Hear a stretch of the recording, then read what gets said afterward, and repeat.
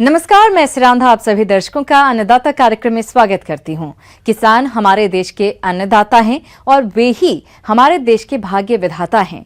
ऐसे ही भारतीय किसानों को खेती बाड़ी से जुड़ी हुई बहुत सी नई लाभकारी जानकारियां देने के लिए हर रोज सुबह हम आपके साथ आते हैं। तो चलिए कार्यक्रम शुरू करने से पहले देखते हैं क्या है आज के अन्नदाता में।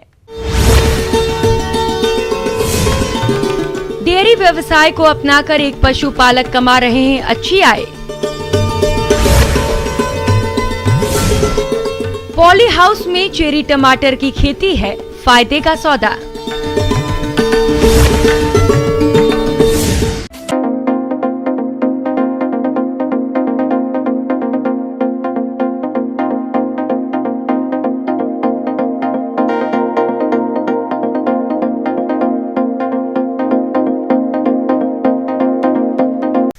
अपने राज्य में बहुत से किसान खेती के साथ साथ पशुपालन करते हैं, लेकिन सफलता उन्हीं किसानों को मिलती है जो इस व्यवसाय को उन्नत तरीके से करते हैं।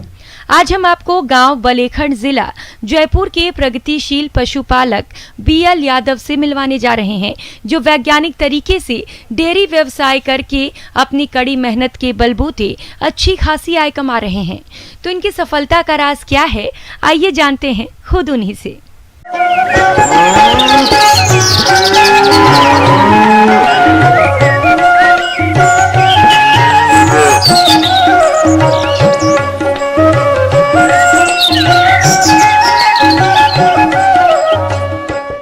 मैं करीब 30 जानवर रखता हूँ और जानवर इसमें 13-14 भैंसें हैं और 10 पाड़ी हैं इनकी और उनकी पाड़ा पाड़ी हैं, इसलिए मैं करीब 30 जानवर हैं। तो ये जानवर मैं रखता हूँ, 13-14 भैंसें हैं और इनमें 10 पाड़ियाँ हैं। ये पड़ जाती है तो ये पड़ने के बाद में ये बड़ी हो जाती है, तो ये भी फिर थोड़ी सामी हो जाती है, तो ये इनमें से भी आती रहती है। और बड़ी भैंसें हैं उनको फिर मैं 5-4 साल बाद में उनको मैं बेच देता हूँ, तो बड़ी भैंसें हो जाती है इनको और पाड़ियाँ भी आती रहती है। ऐसा हमारा कार्यक्रम चलता रहता है।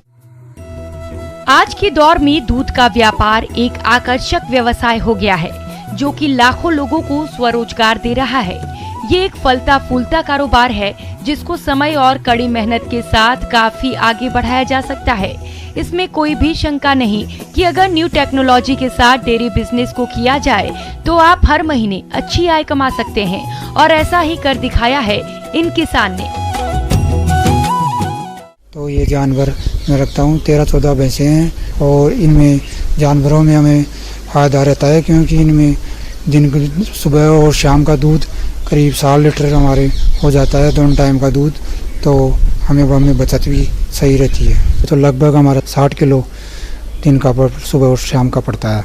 तो ये एक पड्डे का दोनों टाइम का दूध, पड्डे का दूध 60 किलो होता है। तो ये भाव हमारे 45 रुपये किलो के हिसाब से जाता है और डेयरी वाला ले जाता है यहाँ घर से ही। ये एक दिन का 60 लीटर दूध जाता है, तो ये 2700 रुपये का दूध हो जाता है और महीने का ये 81,000 रुपये का दूध हो जाता है। कि हमारे 81,000 महीने का दूध हुआ तो इसमें खर्चा भी होता है, जैसे बाट का हुआ, इसमें दवाइयों का हुआ और इसमें थोड़ा बहुत कोई चारा भी, सूखा चारा भी कम पड़ता जाता है, वो उसका हो जाता है। खैर दवाइयाँ तो खैर थोड़ी बहुत हम सरकारी से भी अस्पताल से ले आते हैं, पर वो बाट और खड़ काकड़ा ये हमारे महंगे पड़ते हैं। तो इनमें करीब हमारे 40,000 रुपये का खर्चा आ जाता है और शुद्ध हमारे क्या है कि हमारे 41,000 रुपये बच जाते हैं और एक महीने के इसमें 41,000 रुपये तो बचाते हैं। हम भैंस रखते हैं तो फेंट भी सही आते हैं और बचत भी हमारी सही होती है भैंसों में, और इसमें बीमारी भी कम रहती है भैंसों में। और इसमें खर्चा 40,000 रुपये का कुल बाट का खड़ काकड़ा ये हम बाज़ार से लाते हैं। थोड़ा बहुत सूखा चारा कम पड़ता है तो वो भी मंडी से गिरा लेते हैं और हमारे सूखा चारा और हरा चारा तो वहाँ खेत में हो जाता है और शुद्ध हमारे 41,000 रुपये बच जाते हैं। भैंस के अंदर हमारे भैंस में अंदर फ़ायदा बहुत लाभ रहता है। तो ये पाड़ियाँ भैंसों की पड़ जाती है और हमारी एक्स्ट्रा इनकम हो जाती है इनकी, और दूध तो इनका शुद्ध हमारे लाभ 41,000 रुपये महीने का हो जाता है और ये 5 लाख रुपए एक साल का ये बच जाते हैं और पार्टी वार्टी तो ये हमारी अलग इनकम हो जाती है। तो इनका गोबर भी क्या है, 30 जानवरों का हमारे क्या है कि हम गोबर भी हमारे बच जाता है। तो गोबर तो क्या हम खेत के अंदर डाल देते हैं, वो भी हमारे बचता है। गोबर तो हमारे इस खेत के अंदर डालने के काम में आ जाता है, तो इसमें चारा ये बाजरा वाजरा हो जाता है। किसान भाइयों, ये पशुपालक पशुओं के लिए चारे वाली फसलों को अपने खेत में लगाते हैं, इसीलिए इनका आहार पर लागत खर्च कम आता है। इस लाभ के अलावा इनको बछड़े बछड़ियां भी मिलती हैं और इन पशुओं से मिलने वाले गोबर को ये किसान अपने खेत में डालते हैं, जिससे इनकी फसलें अच्छी हो जाती हैं। तो फिर हम इसे दोपहर के अंदर क्या करते हैं कि इसमें हम पहले उनको सूखा चारा घेरते हैं। सूखा चारा घेर के उसके ऊपर बाट डालते हैं। बाट डालने के बाद में इसमें बाट खाने के बाद में हम हरा चारा घेर देते थे, वो खा लेती है। और फिर हम इसको बाहर काट के और पानी वानी पिला के फिर हम इसका 4 बजे दूध काटते हैं। 4 बजे दूध काटने के बाद में हम इसे जाग के अंदर बाहर थोड़ा बांध देते हैं। तो और सर्दियों में तो क्या है हम कि दूध काट के हमें इसे पानी वानी पिला के सब बाहर बांध देते हैं। फिर हम क्या करते हैं कि सर्दियों में तो रात को अंदर बांध देते हैं, और गर्मियों में क्या है कि हम दिन में तो धूप पड़ती है, अब तो हम अंदर ही बांधते हैं, और गर्मियों के अंदर हम बाहर बांधते हैं इनको रात को 30 जानवरों को। फिर हमें वैसे ही जब सुबह होती है तो हमारा वही कार्यक्रम वही रहता है कि हम सुबह जल्दी उठ के 5 बजे इसमें गोबर वोबर ना के और बाट घेर के और हरा चारा घेर के फिर हमें खाने के बाद में दूध काट लेते हैं। वही दोनों टाइमों का हमारा रूटीन सुबह और शाम का वही चलता रहता है। चारा तो क्या है, हमारे घर पे ही खेती है, तो इसमें सूखा चारा तो जो गेहूँ हम बोते हैं तो इसका सूखा चारा तो हमारे हो जाता है। और हरा चारा है वो हम चरी बाते हैं, ज्वार बाजरा इनका हमारे हरा चारा हो जाता है। 10 बीघा 12 बीघा चरी लगा लेते हैं, तो ये तो हरा चारा हो जाता है। और बाट का है जो हमारे जो गेहूँ ये तो हमारे घर पे ही हो जाते हैं, क्योंकि चारा तो होता ही है। और मेथी है हम बोते हैं, मेथी भी हो जाती है। काकड़े का वो मंडी से हम लाते हैं। और घर का बाट है हमारा, गेहूँ है, जौ है, ये मेथी है और ग्वार है, ये हम घर की खेती से ही ये बाट हम देते हैं। तो हमारे इसमें दूध के अंदर क्या है, इसमें बचत हो जाती है। इसके साथ ही ये किसान अपने पशुओं को हरे चारे की मात्रा अधिक खिलाते हैं, जिससे इन्हें दाना पाटा कम देना पड़ता है और इनका उन्नत तरीके से पालन करते हैं। एक बड़ा भट्ठी खोद रखी है, तो भट्ठी के अंदर एक बड़ा धामा है, बड़ा ऊंचा सार का, उसके अंदर हम क्या है गड्ढा का बाट देते हैं। तो इसको हम दोनों टाइम का एक साथ रांधते हैं, तो दोनों टाइम में एक टाइम का ठंडा हो जाता है और एक टाइम का ठंडा करते हैं, फिर दूसरे टाइम में उसको रान लेते हैं, फिर वो ठंडा हो जाता है। इसलिए हमारा ये रूटीन चलता रहता है। नमक भी लेके आते हैं, तो वो बाट के अंदर डाल देते हैं थोड़ा थोड़ा, तो इसमें चारा सही खा लेती है और ये इसमें ये पूर्ति भी हो जाती है, कैल्शियम की सही रहता है। ये एक दिन का 60 लीटर दूध आता है, तो ये 2700 रुपये का दूध हो जाता है। और महीने का ये 81,000 रुपये का दूध हो जाता है। ब्रेक के बाद आप सभी दर्शकों का अन्नदाता कार्यक्रम में एक बार फिर से स्वागत है। चलिए अब रुक करते हैं अगली कड़ी की ओर।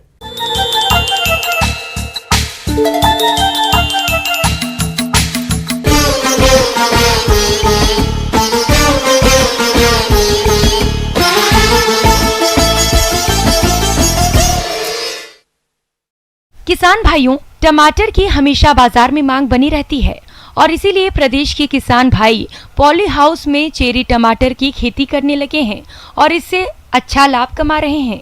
अगर आप भी पॉली हाउस में चेरी टमाटर की खेती करना चाहते हैं तो इसकी खेती करते समय किन किन बातों पर विशेष ध्यान दें, इस बारे में जानकारी दे रहे हैं विषय विशेषज्ञ राजेंद्र सिंह काजल।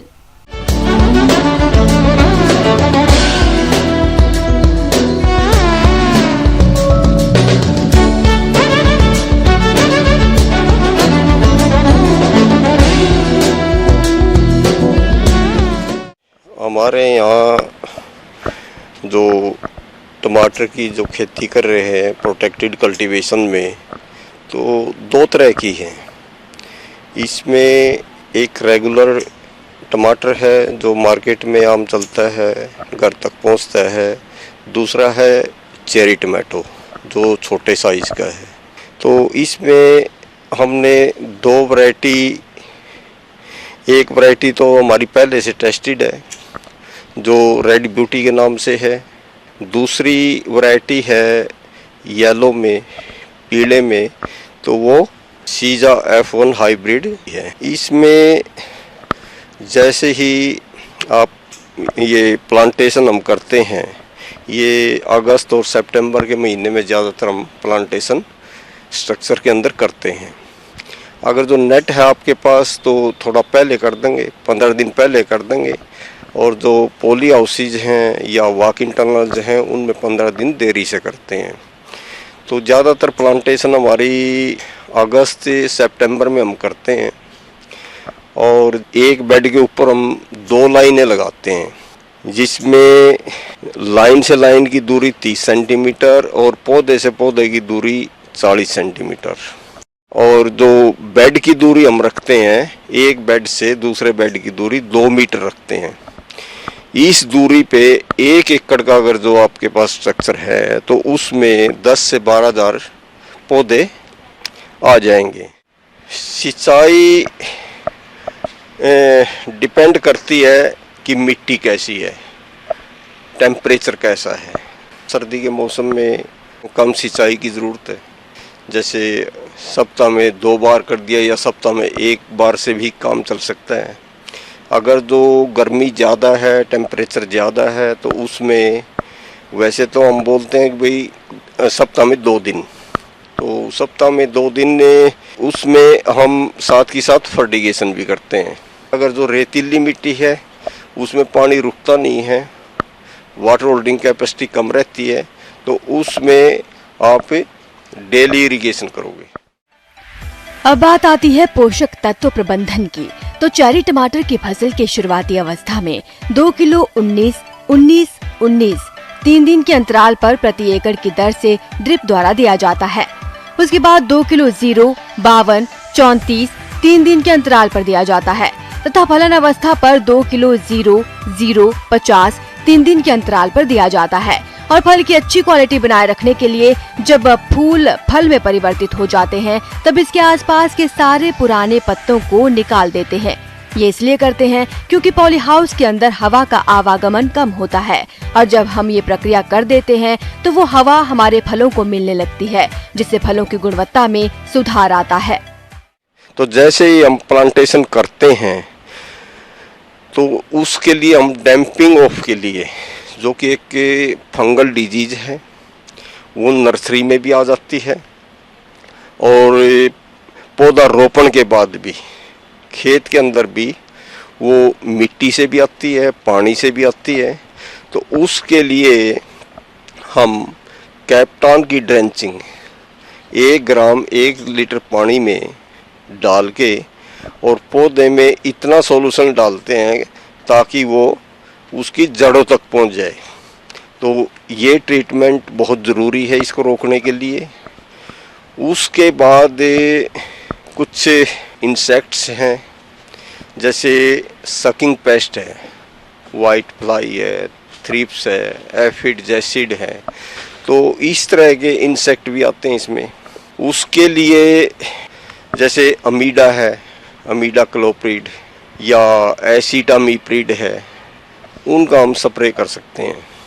और एक आती है इसमें कैटरपिलर, जो सुंडी है, वो फ्रूट में भी पत्तों पे भी रहती है, तो उसके लिए एक लार्विन है, 2 ग्राम प्रति लीटर पानी के हिसाब से आप स्प्रे करोगे तो सुंडी का भी कंट्रोल हो जाएगा। अब बात आती है इस फसल से मिलने वाले कुल उत्पादन की। तो चेरी टमाटर की रोपाई के 70 से 75 दिन बाद इससे फल मिलना शुरू हो जाता है, और ये फल 6 माह तक लगातार मिलते रहते हैं। वैसे अमूमन किसान भाई 1 एकड़ में 10 से 12 हजार पौधे चेरी टमाटर के लगाते हैं, और प्रति पौधा से उन्हें लगभग 4 से 5 किलोग्राम उपज की प्राप्ति होती है। यानी कि 1 साल में किसान भाई 44 से 50 टन प्रति एकड़ उपज की प्राप्ति कर सकते हैं।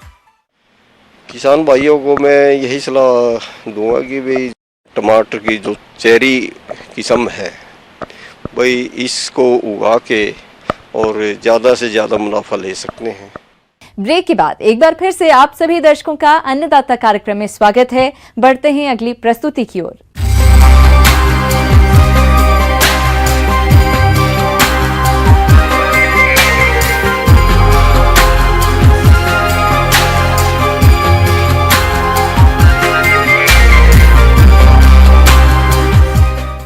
फसलों के उत्पादन में किसानों के सामने कई तरह की समस्याएं आती रहती हैं। इन्हीं समस्याओं में फसलों पर कतरा कीट का प्रकोप मुख्य तौर पर देखा जाता है। यदि किसानों द्वारा समय रहते इसका नियंत्रण नहीं किया गया तो ये पूरी तरह से फसल को नष्ट कर देता है। इसीलिए ये जरूरी हो जाता है कि आप इसके नियंत्रण के उचित उपाय अपनाएं। परंतु कैसे करें इस कीट का नियंत्रण, इस बारे में जानकारी दे रहे हैं KVK जालौर के कीट वैज्ञानिक डॉक्टर प्रकाश चंद्र यादव।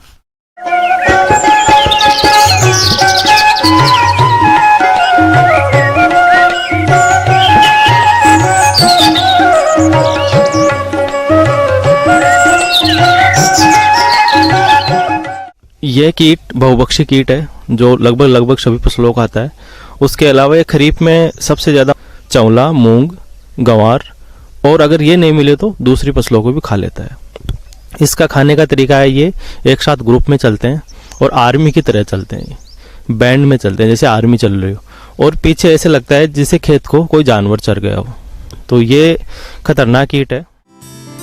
किसान भाइयों, कातरा कीट फसलों को काफी नुकसान पहुंचाता है, जिससे फसल से मिलने वाले उत्पादन में कमी देखने में आती है। इसलिए आप इस कीट की पहचान किस तरह से करें, आइए जानते हैं। जब आपको खेत के मेड़ के आसपास जो खरपतवार उगे हुए हैं उस पे पीले कलर के अंडे दिखे, हल्के पीले कलर के, तो समझ जाना चाहिए कातरा के अंडे, और वो पत्तियों की निचली सतह पर देते हैं। अब इन अंडों से लठ निकलेगी बाहर और लठ के ऊपर रोए होंगे, बाल होंगे, बालदार होंगे, हेरी कैटरपिलर्स जिसको बोलते हैं। तो ये जैसे ही निकलेगी, पहले इसका पिंक कलर होगा जब जैसे बड़ी होगी, और लठ काफ़ी बड़ी होने के बाद में इसका हल्का पिंक कलर हो जाता है और ये बहुत नुकसान पहुंचाती है। जहाँ बारिश ज़्यादा होती है तो ये लठ का प्रकोप कम होता है, और जहाँ बारिश में अंतराल आ जाता है बीच में तो इस लठ का प्रकोप बहुत ज़्यादा होता है, क्योंकि बारिश से इसके रोए झड़ जाते हैं और रोए झड़ने के बाद में ये लठ कमज़ोर हो जाती है और मर जाती है। तो बारिश का इसके कंट्रोल में बहुत बड़ा योगदान है। और जहाँ बारिश में अंतराल आ गया कि 1 हफ्ते का या 15 दिन का, 20 दिन का अटैक के बाद में, तो ये खतरनाक साबित होता है। किसान भाइयों, इस कीट द्वारा होने वाली क्षति से फसल को बचाने के लिए यह जरूरी है कि आप इस कीट का समेकित नियंत्रण करें। तो किस तरह से करें इसका समेकित नियंत्रण, आइए जानते हैं। इस कीट के नियंत्रण के लिए सबसे पहले क्या करेंगे आप, गहरी जुताई सबसे लाभदायक रहती है। इसमें इन कीटों के कोये छिपे रहते हैं और वो गहरी जुताई करने से ऊपर आ जाते हैं और उनको पक्षी खा जाते हैं, जिससे इनको आसानी से कंट्रोल किया जा सकता है। खेत के आसपास, मेड़ों के आसपास सभी खरपतवारों को ध्यान से हटाएं। इसके साथ ही फिर भी इस कीट की संभावना ज़्यादा बना रहती है तो आप जैसे ही किसान भाई बुआई करते हैं उसके खेत के चारों तरफ ट्रैप क्रॉप भी लगा सकते हैं। ट्रैप क्रॉप में लगाने के लिए चंवला की चारों तरफ बॉर्डर लगा दो मूंग के, तो वो सारा जो कीट है वो चंवला पे आ जाएगा और मूंग बच जाएगा अपना। मानसून की पहली बरसात होते ही प्रकाश पाश लगाएं, 5 प्रकाश पाश प्रति हेक्टेयर के हिसाब से खेत में लगाएं, जिससे ये कीट आसानी से नियंत्रण हो सके। और अगर प्रकाश पाश की व्यवस्था नहीं है किसान के पास तो वो अलग अलग जगह आग भी जला सकता है, जिसको बॉनफायर बोलते हैं।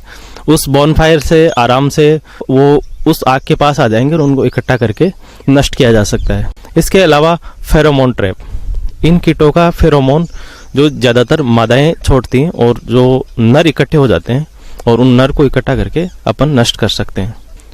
फिर अगर ज़्यादा समस्या बनी रहती है तो इसका रासायनिक उपचार भी है। रासायनिक उपचार के लिए आप प्रोफेनोपोस प्लस साइपरमेथ्रिन का कॉम्बिनेशन आता है, जो 1 ml प्रति लीटर के हिसाब से अपन छिड़काव करेंगे तो कातरा से निजात मिल जाएगी।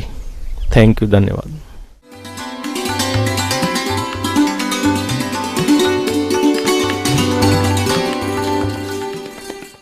अन्नदाता हेल्पलाइन निःशुल्क फोन संपर्क सेवा के माध्यम से आपके द्वारा पूछे गए प्रश्नों में से 1 या 2 महत्वपूर्ण प्रश्न को हम अपने कार्यक्रम में शामिल करते हैं। इसी के तहत आज का चयनित प्रश्न और उसका जवाब इस प्रकार है। आज की अन्नदाता हेल्पलाइन में हमने जिस प्रश्न को शामिल किया है उसे पूछा है जिला सीकर के मुकेश कुमार ने। आपकी सब्जियों की नर्सरी में पौधगलन रोग की समस्या है, आप इसके समाधान के लिए जानकारी चाहते हैं, तो इसके लिए देखिए कार्यक्रम का यह अंश।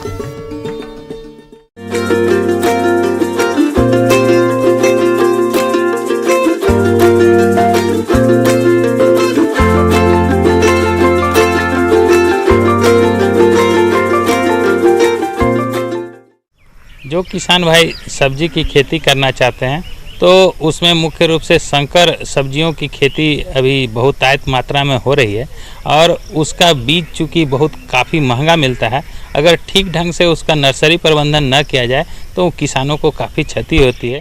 किसान भाइयों, गोभी वर्गीय फसलों में पदगलन रोग की समस्या आमतौर पर देखने को मिलती है और यह रोग पौधों नर्सरी को काफी नुकसान पहुंचाता है। तो यह रोग नर्सरी में कैसे पनपता है और इसका कारण क्या है, आइए जानते हैं। कभी कभी जो है देखते हैं कि अत्यधिक बारिश की वजह से उसमें जल जमाव का भी समस्या बन जाता है। जहाँ पर जल जमाव अगर होता है तो पिथियम जो है फंगस के वजह से और अन्य फंगस की वजह से वो तुरंत वहाँ पर गलने लगता है। तो गलना एक जो है वहाँ पर नर्सरी में चूँकि महंगा बीज है, अगर उनका पौधा गल गया तो वो बहुत तेज़ी से जो है उनको नुकसान पहुँच जाता है और आसपास का पौधा भी गलने लगता है। पौधगलन यह पौधशाला की बहुत गंभीर बीमारी है। इससे पौधे अंकुरण से पहले और बाद में भी मर जाते हैं। यह रोग मौसम की अनुकूलता, अधिक ठंड, जल भराव और अधिक नमी के कारण होता है। रोग से त्रस्त पौधों की जड़ें गलने लगती हैं। रोग बढ़ने पर पौधे नष्ट हो जाते हैं। आमतौर पर यह रोग नर्सरी में या छोटे पौधों में होते हैं।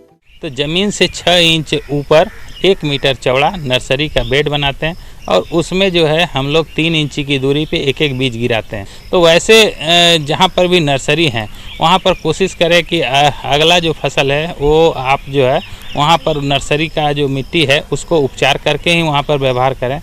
अगर जब भी कभी जो है वहाँ पर गलन समस्या देखते हैं तो बाज़ार में एक फोसेटाइल एली AI करके जो है दवा है, उसका 3 ग्राम पर लीटर पानी में घोल बना करके उसको ड्रेंच कर सकते हैं। शरीर में जो पौध गलन का समस्या है उस समस्या से किसान भाई जो है अपनी फसल को बचा सकते हैं। रोकथाम के लिए बिजाई से पहले बीज का 2.5 ग्राम एमिसान या कैप्टान या थीराम दवाई प्रति किलो बीज में मिलाकर करें। नर्सरी की सिंचाई कैप्टान 0.2% घोल से करें। जल प्रबंधन उत्तम रखें। क्योंकि यह बीज काफ़ी महंगा और कीमती होता है तो इसलिए जो है किसान बंधु अगर ठीक ढंग से अगर नर्सरी का प्रबंधन कर लें तो निश्चित रूप से आने वाला फसल भी उनका बेहतर होगा और अच्छा उत्पादन भी वो प्राप्त कर सकते हैं।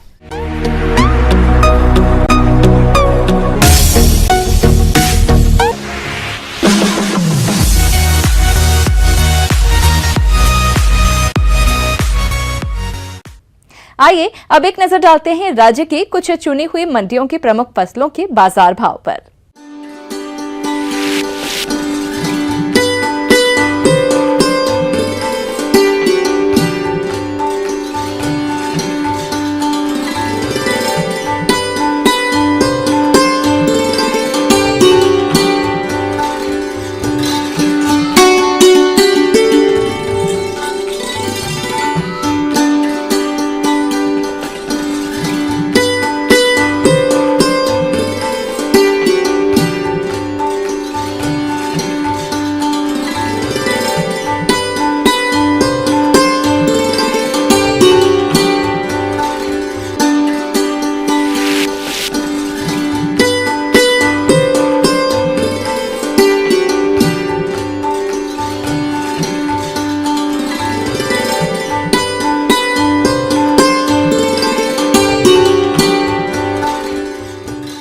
किसान भाइयों, अन्नदाता आपकी सेवा के लिए संकल्परत है। कृषि संबंधित समस्या एवं सुझावों के लिए आप हमें इस पते पर संपर्क कर सकते हैं।